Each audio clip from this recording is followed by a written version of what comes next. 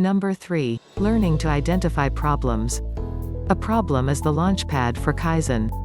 You encounter 3 types of problems in business. Number 1. Problems noticed or discovered.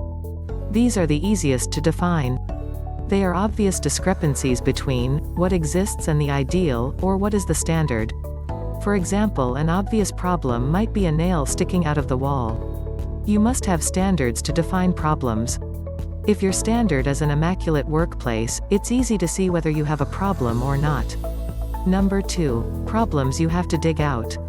If you find and solve all obvious problems, the situation won't last forever. You have a choice. Slip back into complacency, or you can plan to improve your operation continuously. That's called Preventative Kaizen. Number 3. Created problems.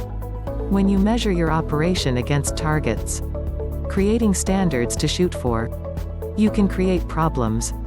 This is the only way to keep up with the competition of customer demands and quality standards. You have to constantly raise your own standards. There is always something in the workplace to improve. Another business tip from Learn Accounting Fast. Next, dealing with the causes of problems.